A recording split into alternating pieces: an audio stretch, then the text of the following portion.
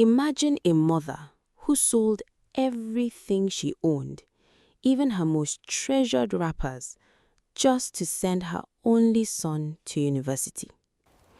Now imagine that same son becoming the one who ended her life. This is not fiction. This is a story that still haunts many families today.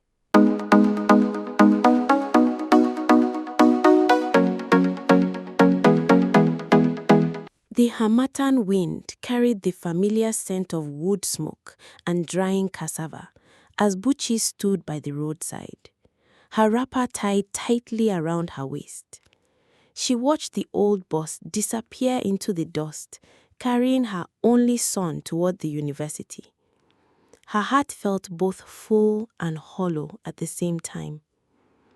Yagazi was all she had left after her husband, Mr. Nabuike, died years earlier from a mysterious illness that drained their savings and left them with almost nothing. From that day, Buchi became both mother and father. She farmed during the day, sold vegetables in the evening market, and at night, she would carefully unfold her treasured wrappers, the ones she had collected since her wedding, and spread them out under the lantern light. One by one, she sold them to traders who knew their value. Each sale hurt, but every kobo went into Yagazi's school fees, books, and uniforms. Now he was finally going to university to study computer science. University of African Tales, he had announced proudly when the admission letter arrived. Buchi didn't fully understand what computer science meant, but she knew it was the key to the better life she had dreamed of for her son. On the morning of his departure, she had woken him before dawn. They prayed together in their small sitting room, the same place where she had taught him to kneel and fear God. Her voice was steady even as tears rolled down her cheeks. "My son," she said, holding his face in her calloused hands, "remember where you are coming from. Don't go astray. Cut your cloth according to your size. You know how we suffered to reach here. Avoid bad company. Look for good people and walk with them. Study like the poor boy that you are. Come back home whole." Yagazi hugged her tightly, his tall frame almost swallowing her small one. "Mama, I will make you proud. In 4 years' time, if strike never happens, I will change our story." Those words echoed in Buchi's heart long after the boss had gone. The first 2 years at the University of African Tales were exactly what Yagazi had promised. He attended Mass every Sunday, read his Bible daily, and kept away from the noisy parties that rocked the hostels. During holidays, he always came home. He would roll up his sleeves and join his mother on the farm, tilling the soil under the scorching sun until his back ached. The money they made together helped pay the next semester's fees, but it was never enough. Buchi would quietly fold 2 or 3 more of her remaining wrappers and take them to the market. "These ones will buy you textbooks and pay your departmental dues," she would say, with a tired but genuine smile. Yagazi was always on top of his class. His CGPA was the envy of many. When friends asked how he managed, he would simply reply, "My mother's prayers and my father's grave are watching me." He meant every word. But the university environment was changing him slowly, even if he didn't realize it at first. He saw boys his age driving sleek cars, wearing designer clothes, and spending money like it grew on trees. They threw parties that lasted till morning and had girls flocking around them. Yagazi would watch from a distance, telling himself that hard work and time would bring him the same, or even better. Yet the seed of doubt had been planted. One evening during the first semester of his 3rd year, after a classmate's extravagant birthday party where money was sprayed like confetti, Yagazi walked back to his room feeling something he had never felt before: deep, burning shame about his poverty. That night, sleep refused to come. He kept thinking about his mother still selling wrappers, still suffering, while he was studying hard with nothing to show for it after graduation. What if he finished with first class and still ended up jobless like thousands of others? What if no one helped him because he came from nowhere? The next day, after lectures, he found himself walking up to Julian, one of the most respected big boys on campus. Julian always had a kind word for him and had even dashed him money a few times. The night air in the university hostel felt heavier than usual as Yagazi paced his small room. The images from the birthday party kept replaying in his mind. Bundles of naira notes being sprayed carelessly, the roar of expensive cars outside, and the effortless confidence of boys who seemed to have everything he lacked. For the first time in his life, the voice of his mother's warning sounded distant, almost faint. The next afternoon, after lectures, Yagazi spotted Julian leaning against a sleek black SUV, laughing with a group of friends. Julian was tall, always sharply dressed, and carried himself with an aura that commanded respect. Something about him had always drawn Yagazi. Perhaps the way he seemed genuinely concerned about the serious ones like him. Yagazi approached him hesitantly. "Julian, I need to talk to you." They walked to a quiet corner near the faculty building. The words poured out of Yagazi like a dam had broken. He spoke about his mother selling her wrappers, the endless struggle, the fear of graduating into poverty, and how tired he was of watching others live while he merely survived. "I want to be rich, Julian. Not just for me, for my mother. I love her so much. I'm tired of seeing her suffer." Julian listened quietly, nodding with understanding. When Yagazi finished, Julian placed a hand on his shoulder and smiled. "My guy, I've been waiting for you to say this. You're different from the rest. Serious, focused. That's why we like you. But this life you're living, it's too slow, bro. There's a faster way. We call ourselves the Z Group. It's not for everyone, but if you're ready to change your story, we can bring you in." Yagazi's heart raced. "What do I need to do?" "Tonight," Julian said, "there's a small gathering. Come with me. No turning back after this, though. You understand?" That evening, Julian picked him up in the SUV.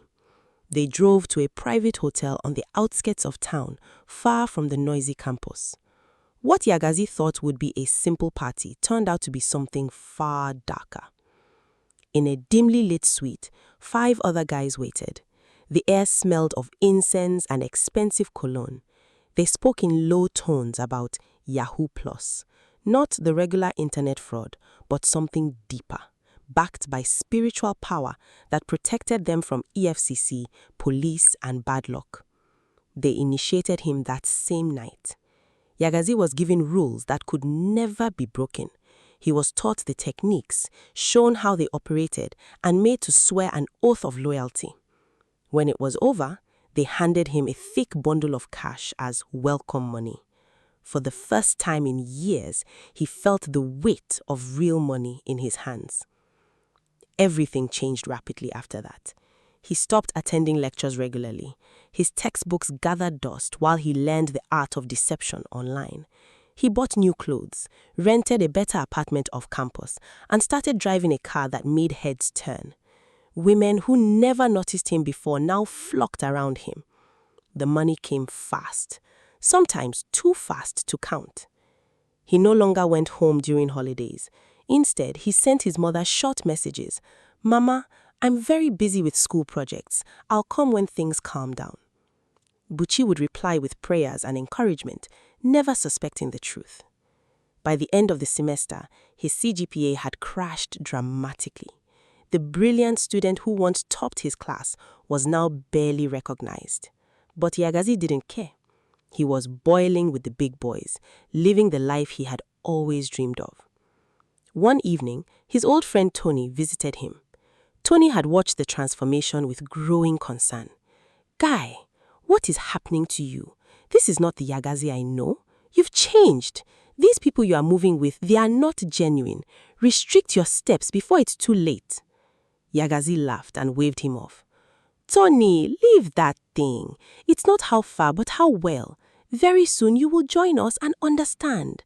Life is too short to be suffering." As Tony left, looking disappointed, Yagazi felt a tiny sting of guilt. But the new life was sweeter than the voice of conscience. The parties, the respect, the money. They drowned out everything else. 5 months passed like a whirlwind. Yagazi had become a different person entirely. The quiet, God-fearing boy from the village was gone.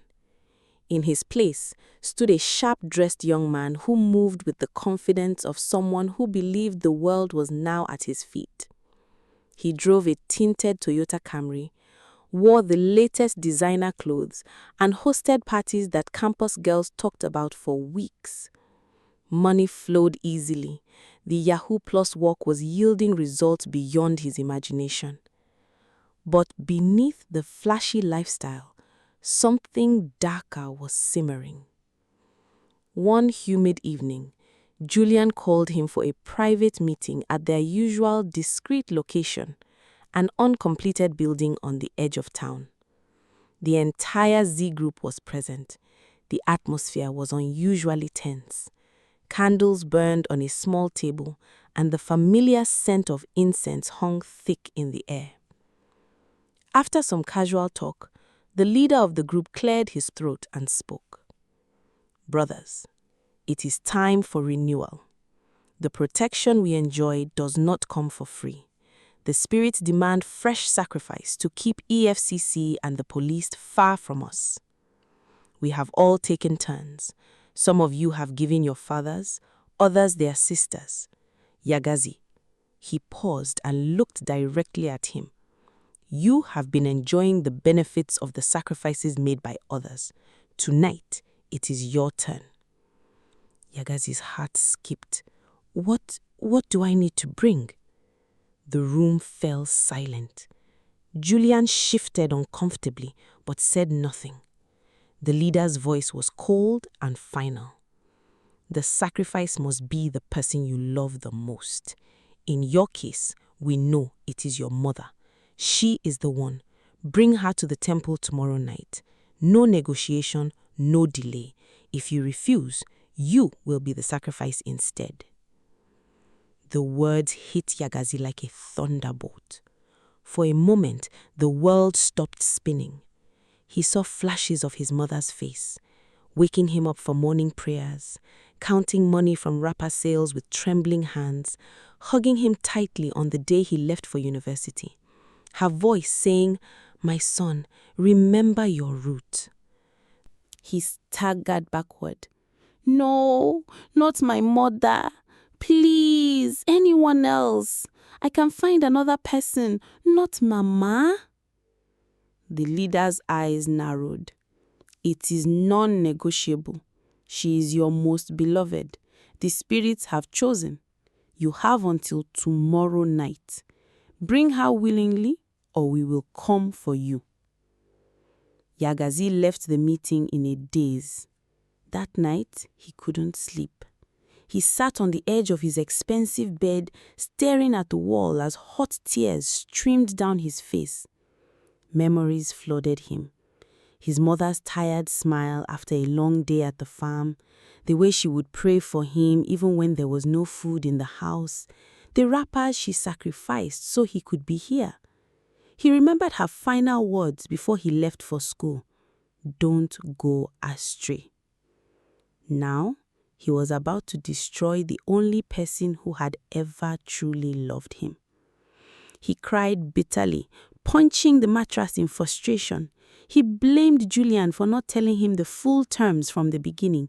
He blamed himself for being weak and greedy. Several times he picked up his phone to call his mother and warn her, but fear paralyzed him. If he ran, they would find him. If he refused, they would kill him instead. By morning, a terrible resolve had settled over him, born not of courage but of fear and confusion. He drove to the village, forcing a smile when he saw his mother. Buchi was overjoyed to see him after so many months. She quickly prepared his favorite meal, asking him endless questions about school. "Mama, I want to take you somewhere special tomorrow night," his voice shaking slightly. "A place where they are doing something big for successful students. You deserve to see it." Buchi, trusting her only son completely, agreed without hesitation. "As long as I am with you, my son, I am happy." That night, as Yagazi drove his mother toward the temple, his hands trembled on the steering wheel. Buchi noticed something was wrong and asked gently, but he brushed it aside. Inside his chest, his heart was breaking into 1,000 pieces. When they arrived at the isolated shrine, the other members were already waiting. The moment Buchi realized what was happening, her eyes widened in horror and confusion, but it was too late. In the end, it was Yagazi, her beloved only child, who helped drag her to the altar. The ritual was carried out in cold blood. As his mother's life slipped away, Yagazi felt a part of himself die with her. The group clapped him on the back afterwards. "Now you are a real man. Welcome fully into the fold." Yagazi stood there, numb, staring at his blood-stained hands. The days following the ritual were a blur of conflicting emotions for Yagazi. The Z group celebrated him like a hero. They called him the Bold One and Real Blood. They threw a lavish party in his honor, spraying money and drinking expensive champagne until dawn. For a brief moment, the guild felt buried under layers of praise and fresh cash. True to their word, the group cashed out massively in the weeks that followed. Big contracts landed seemingly from nowhere. Their accounts swelled with dollars. Yagazi bought more cars, moved into a more luxurious apartment, and began intimidating others with his sudden wealth. He told himself that the sacrifice had worked, that the spirits were now protecting him fully. But at night, when the parties died down and he was alone, the nightmares came. He would see his mother's face, her eyes filled with betrayal and pain, reaching out to him as she whispered his name. Still, he pushed the memories away. "It's not how far, but how well," he repeated to himself like a mantra. The illusion of invincibility did not last long. One stormy night, just as Yagazi and the group were counting their latest haul, the quiet was shattered by the sound of sirens and heavy boots. EFCC operatives, backed by police, stormed the apartment with military precision. Doors were kicked down, guns were pointed. The boys who had once felt untouchable were dragged out in handcuffs, their designer clothes rumpled and their faces twisted in shock. Yagazi didn't even resist. As cold metal clicked around his wrists, he felt an eerie calm mixed with deep emptiness. Everything he had gained, the money, the cars, the status, vanished in hours. The protection they had sacrificed so much for had failed. The trial was swift and brutal. The evidence against the Z group was overwhelming. Their online activities, bank records, and witness testimonies painted a clear picture of advanced cyber fraud and ritual crimes. The court showed no mercy. One by one, they were sentenced to life imprisonment. As the judge pronounced his fate, Yagazi stood motionless. No amount of money or connections could save him now. The reality of what he had done finally crashed down on him with full force. He had traded his mother's life for temporary riches that disappeared like smoke. Life in prison was hell. The once flamboyant young man was reduced to a number in an orange uniform. The walls closed in on him daily.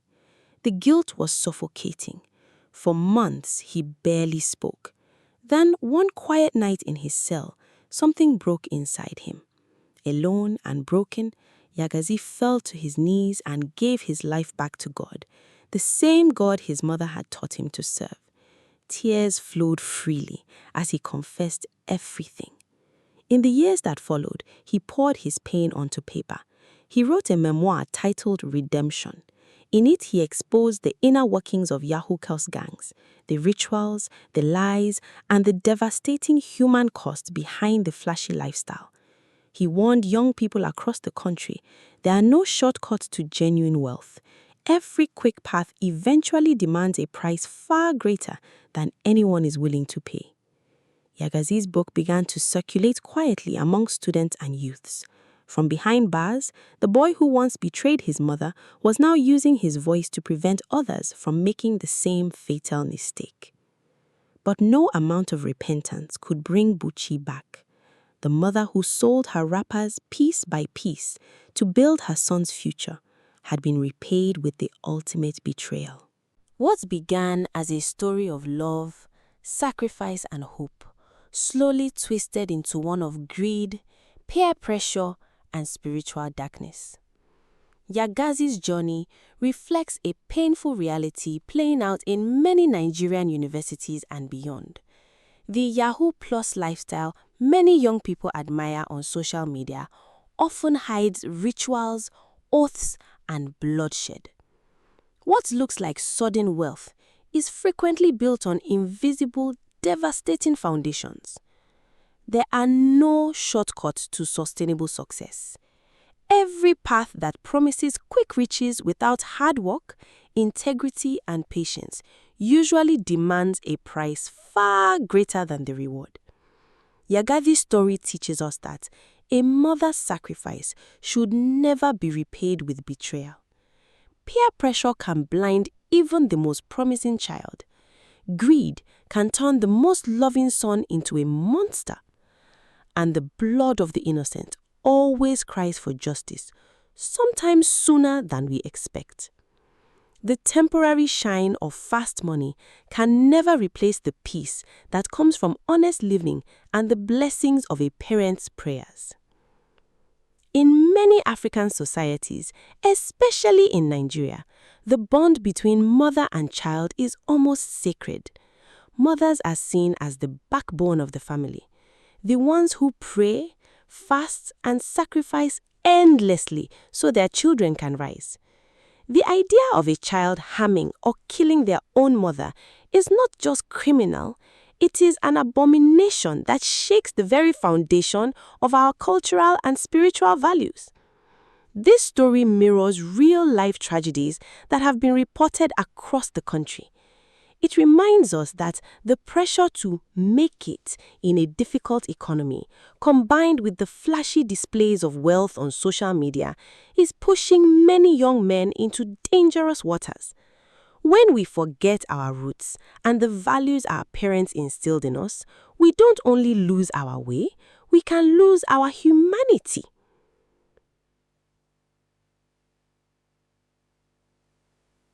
What do you think?